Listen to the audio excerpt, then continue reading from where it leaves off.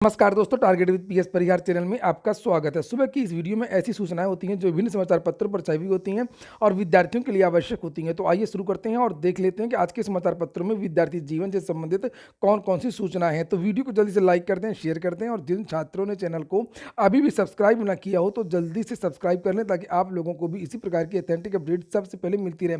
चलिए शुरू करते हैं। बात करते हैं उत्तर प्रदेश शिक्षक पात्रता परीक्षा की। समाचार पत्रों के माध्यम से जानकारी दी गई है कि यूपी टीईटी की जो परीक्षा है वो इस वर्ष नहीं होगी और अभी तक पीएनपी की तरफ से कोई प्रस्ताव बना करके भी शासन को नहीं भेजा गया है। अब ये जो परीक्षा वो 2023 में ही होने की उम्मीद है और ना ही इस साल नोटिफिकेशन आएगा। हालांकि मैंने आपको जानकारी दी थी कि टीईटी में को लेकर के बहुत सारी समस्याएं हैं। एक तो ये कि कर्मचारी नहीं है और दूसरी बात ये है कि अभी बीएड वर्सेस बीटीसी का जो मामला है वो समाप्त नहीं हुआ। पुरानी टीईटी है वो खुद फंसी हुई है, उसके प्रमाण पत्र भी बीएड वाले विद्यार्थियों को नहीं दिए गए हैं और यही एक कारण है कि टीईटी का जो प्रस्ताव है अभी तक चीज़ें जब तक स्पष्ट नहीं हुई हैं, इसलिए टीईटी के जो प्रमाण पत्र है वो नहीं दिए गया है और इसकी जो परीक्षा वो भी फिलहाल अभी नहीं होगी। इसके लिए विद्यार्थियों को भी काफ़ी इंतजार करना होगा। अगली सूचना है उत्तर प्रदेश लोक सेवा आयोग की। एपीएस भर्ती की भर्ती पूरी होने की आस में टूट गई सांस। 2013 में एक भर्ती आई थी अपर निजी सचिव की, काफ़ी अच्छी पोस्ट मानी जाती है। स्पेशल योग्यता इसमें शॉर्ट हैंड विद्यार्थियों को आना चाहिए और ये जो परीक्षा थी इसके बहुत सारे जो विद्यार्थी हैं वो स्वर्गवासी हो गए हैं और बहुत सारे जो छात्र हैं वो ओवर एज हो गए हैं। यहाँ पर ये जो भर्ती है 2013 वाली, इसको निरस्त भी कर दिया गया तो फिर दोबारा विज्ञापन आया था। यहाँ पर लिखा है वही बस सब बातें हैं कि 176 पदों के लिए ये भर्ती हुई थी। इसकी 60 हैंड भी हो चुकी थी, लिखित परीक्षा भी हो चुकी थी। 24 अगस्त 2021 को ये परीक्षा ही निरस्त कर दी गई। इतने सारे चरण होने के बावजूद ऐसे में जो अभ्यर्थी अंतिम चरण की कंप्यूटर ज्ञान के लिए क्वालिफाई कर चुके थे उनको बहुत तगड़ा झटका लगा। फिर विज्ञापन पुनः से मंगवाया गया, उसके बाद में फिर से शांति छा गई है। यहाँ पर लिखा है कि इस बीच परीक्षा निरस्त होने के खिलाफ कुछ अभ्यर्थी हाईकोर्ट में याचिका दाखिल कर दी और इसी वजह से पुनः पुनः परीक्षा अभी तक लटकी हुई है। परीक्षा निरस्त होने से पहले जिन अभ्यर्थियों ने अंतिम चरण में क्वालिफाई किया था उसमें ये इन विद्यार्थियों का नाम लिखा है कि कितने कितने सारे जो विद्यार्थी हैं उनका निधन हो चुका है। जैसे अवधेश कुमार का कोरोना से निधन, राजकुमार पांडे, दुर्गेश शर्मा, कानपुर के दिनेश शर्मा की डेंगू से मौत हो चुकी है, प्रयागराज के राकेश चक्रवर्ती का एक दुर्घटना में अपनी जान गंवा चुकी हैं और बहुत सारे ऐसे छात्र हैं जो ओवर एज हैं। जैसे उमेश 53 साल के हैं, कोई 45 साल का है। 13 की भर्ती है तो ओवर एज तो हो ही जाएंगे और ये विद्यार्थी चाह रहे हैं कि अब इसमें इस भर्ती में विद्यार्थियों को मौका दिया जाए, एज में छूट दी जाए। अगली सूचना है एसएससी की। साइंटिफिक असिस्टेंट भर्ती परीक्षा 14 तारीख से होगी, लेकिन 990 पदों पर भर्ती के लिए 14 से लेकर के 16 दिसंबर तक ये परीक्षा हो रही है। परीक्षा 3 पालियों में होगी और देश भर के 2,41,270 अभ्यर्थियों ने इसमें आवेदन किए हैं। एसएससी के मध्य क्षेत्र के तहत उत्तर प्रदेश और बिहार के 12 शहरों में ये परीक्षा आयोजित होगी। वहीं कल अनुवादक भर्ती परीक्षा थी एसएससी की, उसमें भी विद्यार्थियों का जो प्रतिशत काफ़ी अच्छा था। लगभग 89% विद्यार्थियों ने परीक्षा दी है। कर्मचारी चयन आयोग मध्य क्षेत्र की ओर से रविवार को प्रयागराज के 2 केंद्रों में junior Hindi translator, junior translator और सीनियर हिंदी ट्रांसलेटर पेपर 2 परीक्षा 2022 का आयोजन किया गया। इसमें 89.34% अभ्यर्थियों ने अपनी उपस्थिति दर्ज कराई है। पीएनपी से एनटीटी के आवेदन लिए जा रहे थे, सीटी नर्सरी के आवेदन लिए जा रहे थे, डीपीएड के आवेदन लिए जा रहे थे। सारी की सारी जो सीटें हैं बहुत सारी वो रिक्त रह गई हैं। लेकिन ना तो नौकरी मिलती है, इसलिए युवाओं ने एनटीटी को नकार दिया है। प्री प्राइमरी कक्षाओं में अध्यापन के लिए अनिवार्य नर्सरी टीचर्स ट्रेनिंग एनटीटी करने के बावजूद नौकरी और करियर की संभावना न होने पर युवाओं ने इसे नकार दिया है। पीएनपी कार्यालय ने एनटीटी की 1500 सीटों के लिए केवल महिला अभ्यर्थियों से ऑनलाइन आवेदन मांगे थे। अंतिम तिथि 8 दिसंबर तक केवल 542 अभ्यर्थियों ने ऑनलाइन पंजीकरण कराते हुए फीस जमा की है। यानी शिक्षक प्रशिक्षण कोर्स की लगभग 2/3 सीटें इस साल रिक्त रह जाएंगी। प्रदेश भर के 21 एनटीटी संस्थानों में से 10 ने 2016 से संबद्धता ली थी। 8 निजी कॉलेजों ने पिछले साल 2021 में परीक्षा नियामक प्राधिकारी कार्यालय से संबद्धता ली थी। तो आप लोग देख रहे होंगे कि जो भर्तियों का हाल है वो उत्तर प्रदेश में बेहद खस्ता है और यही कारण है कि डीएलएड की बहुत सारी सीटें रिक्त रह जा रही हैं, बीएड की बहुत सारी सीटें रिक्त रह जा रही हैं और अब एनटीटी और नर्सरी की भी।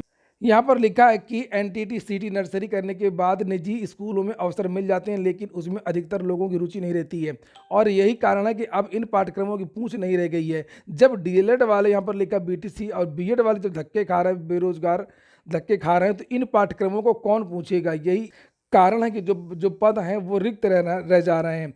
बात होगी अब यूपी ट्रिपल एससी की लेखपाल परिणाम की, वीडियो री एग्जाम की। लेकिन उसकी पहले आपको एक जानकारी दे दूं कि यूपी ट्रिपल एससी वीडियो 2015 प्रतीक्षा सूची का जो ऑर्डर 23 या 24 नवंबर को सुरक्षित हुआ था, वो ऑर्डर आज सुनाया जाएगा। प्रतीक्षा सूची के बहुत सारे मामले हैं यूपी ट्रिपल एससी में।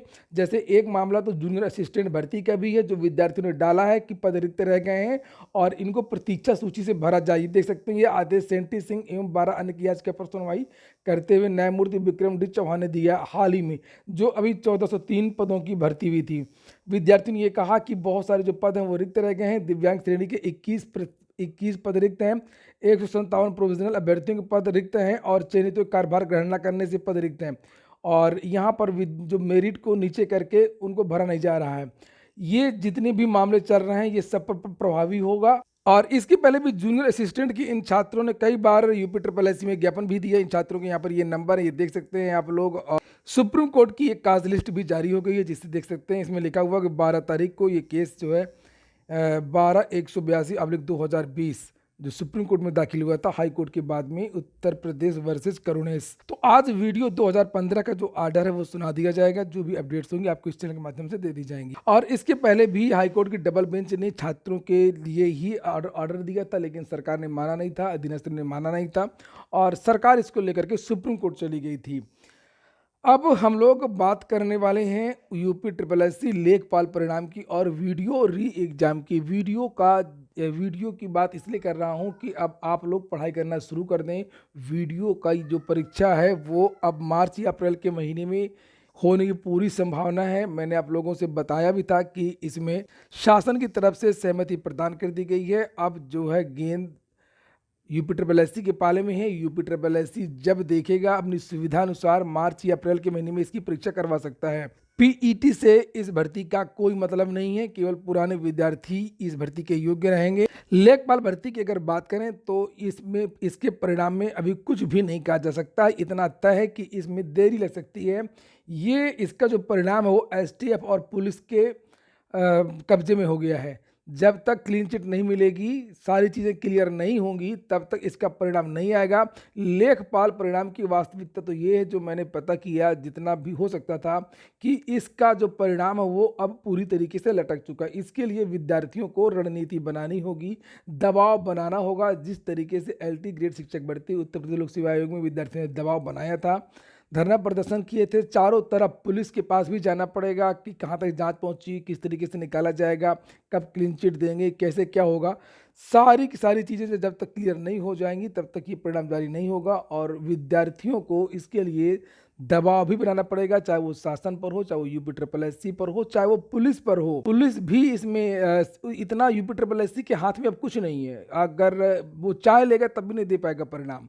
अब सारी की सारी चीज़ें पुलिस के कब्जे में आ गई हैं। अगर आप लोग ट्विटर अभियान वगैरह भी करते हैं तो याद रखिएगा उसमें पुलिस को भी टैग करना पड़ेगा, क्योंकि अगर उसकी जांच ही चलती रही साल भर, 1.5 साल, 6 महीना, तब तो फिर आपकी भर्ती जो है लटक जाएगी। बहुत सारे विद्यार्थियों के फोन कॉल्स आ रहे हैं कि सर क्या किया जाए, कैसे क्या होगा, यूपी ट्रिपल एससी चलें या ट्विटर अभियान करें, जो भी चीज़ें होंगी। तो जैसे भी कोई बड़ा अभियान होता है या कोई धरना प्रदर्शन होता है तो उसकी जानकारी आपको इस चैनल के माध्यम से दे दी जाएगी। लेकिन आपको तैयार रहना होगा, चाहे वो ट्विटर अभियान हो, चाहे वो यूपी ट्रिपल एससी चलने वाली बात हो। संयुक्त राष्ट्र के पूर्व विशेष दूत का एक बयान है कि निजी संस्थानों को बढ़ावा देने से शिक्षा का स्तर गिर चुका है। आप लोगों ने देखा होगा कि बहुत सारी निजी विश्वविद्यालय हैं और निजी संस्थान हैं जो डिग्रियां बेच रहे हैं, बैक डेट की ले लीजिए या नहीं ले लीजिए। और यही कारण है कि यहाँ पर लिखा है कि छात्रों के पास डिग्री है लेकिन तकनीकी कौशल नहीं है। विश्वविद्यालय व्यापार का जरिया है। पूरा वीडियो सुनने के लिए बहुत बहुत धन्यवाद।